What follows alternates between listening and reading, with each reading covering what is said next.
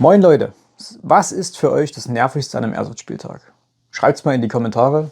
3, 2, 1. Für mich sind es nicht etwa Highlander oder eine defekte Waffe oder Wetter, das ist auch alles nervig, aber das Nervigste für mich persönlich ist das Beschlagen der Schutzbrille. Ich spiele jetzt schon sehr lange Airsoft, habe schon sehr viele Modelle ausprobiert und kann euch sagen, bisher haben alle beschlagen. In irgendeiner Situation mal mehr, mal weniger. Deswegen war ich höchst interessiert daran, als Begadi eine Schutzbrille vorgestellt hat, die CP1, eine Eigenentwicklung von Begadi. Und da hat bei Facebook jemand zur Vorstellung geschrieben, ob die denn ein System haben, wie bei Northridge zum Beispiel mit diesem Ventilator hinten. Da hat Begadi geschrieben, dass sie das nicht bräuchten, weil die Brille fast beschlagfrei ist. Das konnten wir jetzt kaum glauben, deswegen haben wir uns gedacht, wir testen die für euch mal, die Brille. Und ich kann euch sagen, wir hatten bis jetzt noch keinen Beschlag. Das Ding ist bisher einfach mega. Machen wir ganz kurz einen Lieferumfang. Ihr kriegt hier so eine schöne Kiste von Begadi und da drin ist natürlich die Brille an sich mit einem Etui, wo man die reintun kann. Dann habt ihr nochmal solche Polster, falls die anderen abgehen oder kaputt gehen sollten. Und ein Zettel. Also man hat die Brille getestet mit 6 mm Stahlkugeln und 6,19 Joule. Das heißt, das Ding ist halt wirklich sehr, sehr, sehr robust ausgelegt. Und ihr seht es dann hier noch, ihr kriegt praktisch das normale Glas, was ein Stück weiter raus ist, das Brillenglas und beides dann noch getönt. Das sind so die Varianten, die ihr bekommt von der Brille. Und dann habt ihr auch noch diese Bänder für den Helm. Also ihr habt einmal ein normales Band, was man benutzen kann, wenn man keinen Helm auf hat. Das hier. Und dann habt ihr noch die Bänder für den Helm. Kommen wir jetzt mal im Detail zur Brille selber. Ihr seht, wir haben hier die TAN-Version und die olivgrüne. Ihr bekommt noch die Farbe Schwarz als Auswahlmöglichkeit. Alle Pakete kosten, wie gesagt, 49 €. Die Brille ist so gestaltet, dass ihr hier ein weiches Material habt. Dann habt ihr hier Luftlöcher. Und dann vorne natürlich das Brillenschild mit diesem markanten schwarzen Rahmen ringsrum. Ich weiß nicht, ob dieser schwarze Rahmen so verantwortlich ist dafür, dass die Brille nie beschlägt. Das vorhin schon angesprochen, wir hatten bisher 0 Beschlag. Das Gummiband, das ist elastisch, das könnt ihr einstellen. Ihr könnt es auch ganz easy wechseln über diese Nupsis hier. Dann könnt ihr das rausziehen und dann könnt ihr zum Beispiel das Helmband anbringen. Und damit habt ihr die dann praktisch im Helm eingeklickt, setzt den Helm auf, macht einen Aktivgehörschutz dran und dann habt ihr ein perfektes Setup. Also mir hat das extrem gut gefallen mit der Brille mit Helm. Genau, das ist jetzt die normale Brillenvariante. Und dann gibt es noch die Variante für Brillenträger. Die ist etwas weiter weg, die Gläser. Der Tino hatte die Brille zum Beispiel mit seiner Brille, getestet.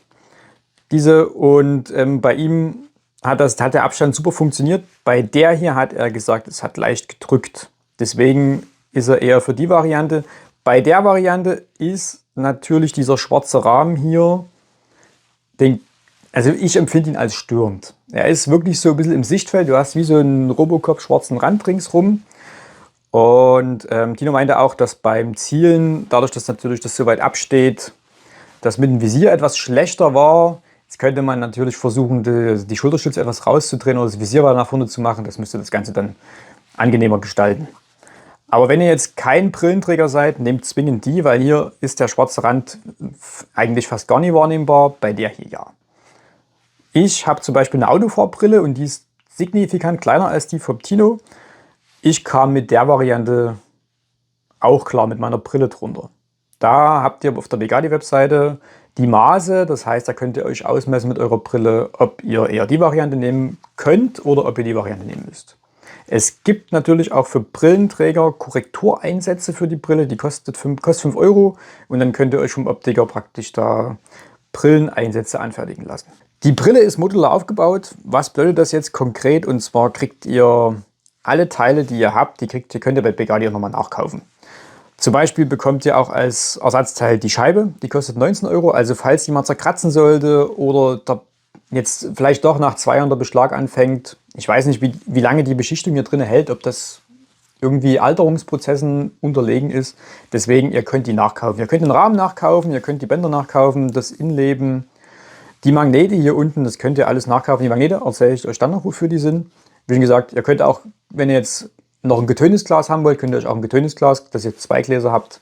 Das könnt ihr alles separat kaufen. Es gibt dann noch als Zubehör eine Halterung für eine GoPro zum Beispiel. Da habt ihr dann hier so ein Kopfband drüber. Ist jetzt für mich persönlich nichts, weil ich habe die GoPro dann lieber am Helm befestigt. Da kann man noch ein Gegengewicht hinten anbringen. Man kann es natürlich auch mit der Brille verwenden. Das ist jetzt nicht das Problem. Ha! Video geschnitten. Warum wohl? Ich wusste nicht weiter. Jetzt. Und zwar, ihr seht schon, was ich mir jetzt umgebunden habe. Ihr werdet euch denken, was ist das jetzt für ein Maulkorb? Das hat mit der Brille zu tun. Das ist genauso eine Zusatzoption, was sich Pegasi dabei gedacht hat. Ist sehr clever, weil wir können jetzt das Teil nehmen, machen es hier dran. Habe ich jetzt das getroffen? Ja. Ja, sieht gut aus. Jetzt haben wir einen Mundschutz. Den können wir abnehmen, wenn wir was trinken wollen oder in der Pause und können den ganz einfach mit den Magneten wieder festmachen. Wir könnten den auch anschrauben.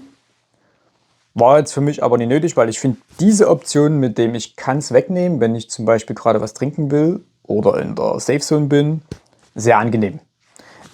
Das ist die Variante klein des Mundschutzes. Verdammt, jetzt muss ich es nochmal ansetzen, um euch das zu zeigen. Ihr seht, der geht nur bis hierher. Es gibt noch die Variante groß, die geht weiter hinter. Das heißt, wenn ihr jetzt Aktivgehörschutz auf hättet zum Beispiel, dann hättet ihr hier keinen freien Bereich mehr. Bei der Variante kann es natürlich sein, euch trifft jemand auf die Wange, Tino nickt schon, oder er schießt hier hinten in die Maske rein. Das kann passieren. Wenn ihr jetzt so wie ich habe eigentlich gerne meinen Cypress Armory Mundschutz. Das ist der mit dem Schlauchschal und hier vorne. Wenn ich einen auf die Backe kriege, tut es genauso weh, weil hier ist nur Stoff. Aber wenn ihr die große Variante nehmt, dann habt ihr wirklich fast einen Full-Face-Gesichtsschutz.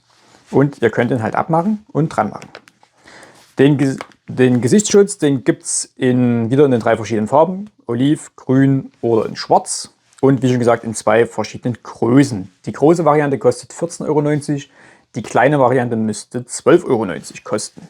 Also auch kostengünstig. Was dieser Mundschutz jetzt aushält im Groben und Ganzen hat Pegasi jetzt nie geschrieben. Es steht da schlagfester CR Kunststoff. Aber ich denke mal, die werden das Teil natürlich auch beschossen haben und getestet haben. Wenn ihr das wissen wollt, können wir das gerne auch noch nachholen. Dann schießen wir auch mal auf das Ding mit einer relativ hohen Schulzahl und gucken halt, ob er irgendwann bricht oder irgendwann. Ja, er fühlt sich auf jeden Fall sehr weich an. Also jetzt nie so wie so ein harter ABS-Kunststoff. Von daher würde ich schon schätzen, dass die Kugel auf jeden Fall abprallt. Sonst würde es Pegasi ja nie anbieten. Macht ja keinen Sinn, wenn dort der Kunststoff einfach durchgeht, wie bei so einer Wischbrille. Jetzt habe ich euch so die ganzen technischen Daten von dem Teil erklärt. Jetzt sage ich euch mal noch meine Meinung. Und zwar habe ich die Brille jetzt an 2 Spieltagen getestet. Einmal in der Halle. Da war sie wirklich, also bei den beiden Spieltagen war sie für mich der Gamechanger. Aber wirklich schlechthin. In der Halle waren wir, in Oschatz war das, wir waren 4 gegen 4. Alle anderen Spieler hatten Probleme mit dem Beschlagen der Brille.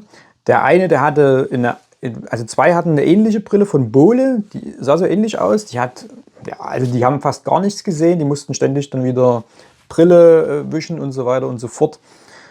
Ich habe dann einem von beiden gesagt, hier, test mal die mit deinem Setup. Das hat er auch gemacht und er hatte mit der 0 Beschlag. Sein Setup bestand aus einem Schlauchschal hier vorne, was ja schon die Wärme nach oben leitet und dann nochmal so ein Mundgitter. Er hat 0 Beschlag gehabt. Ich blende euch das gerne nochmal ein, das Gespräch. Er war super begeistert, hat auch gesagt, er will die sich gleich bestellen. Ja, ich merke es bei mir. Also wirklich, ist echt gut. Die Frage ist, ob das nur so lange bleibt, aber ich hoffe mal ja. Oh. Interessant zu wissen. Bei der Volle war das am Anfang an schon scheiße. Weil die ganze Zeit noch rumläuft. Ja. Aber hier, Das ist kein Beschlagen, ne? na, gar nichts. Und da hast du die dickere Maske, wo es ja eigentlich. Ich hab jetzt so. Hast du das noch? Ich hab's so jetzt. Ja. Hast du es vor uns auch so gehabt? Was? Hast du es vor uns auch so gehabt? So auch, ja. Ja. Instant. Und ich stehe da Ja, vorne. aber das ist der beste Test, weil sonst könnte jetzt jemand sagen, naja, das liegt ja an der Maske, dass sie so luftig ist. Aber jetzt kannst du sagen, nee, liegt es eben nie, weil du hast es genauso getestet, die Bolle läuft an und die nie. Ja. Also ich stand da hinten wirklich, das ist kein Problem. Ja. Und ja, also da haben wir auf jeden Fall schon Erfahrungsberichte von anderen Spielern uns geholt. Und der andere Spieltag war draußen auf dem Feld. Es war relativ kalt, 5, 6 Grad und es war auch feucht, nass und so weiter. Also perfekte Bedingungen, dass die Brillen beschlagen. Wieder null Beschlag. Weder ich noch Tino, wir konnten einwandfrei zielen. Und das macht das Teil halt einfach zum Gamechanger. Wenn ihr jetzt eine Dye habt oder so eine Paintball-Maske, die beschlägt, wisst ihr genau, von was ich rede. Es ist halt einfach viel angenehmer, wenn du nicht jedes Mal die Brille abnehmen musst wischen, hast Angst, dass vielleicht doch irgendwo eine Kugel rumkommt. Na, ich habe so viele Spieler schon gesehen, die das dann irgendwo in der Ecke vom Haus machen und ja, entfällt mit der. Entfällt mit der, deswegen gebt diese 49 € aus. Das sind 15 € mehr, als was ein Swiss Eye Raptor kostet. Die lohnen sich definitiv. Das lohnt sich. Wenn ihr einen Dauertest wünscht, dass wir in einem halben Jahr nochmal uns damit beschäftigen und euch eure Erfahrungen mitteilen, dann schreibt das gerne in die Kommentare. Sonst sage ich, wie schon gesagt, Gamechanger das Teil. Das war's mit dem Video. Ich bin raus. Ciao.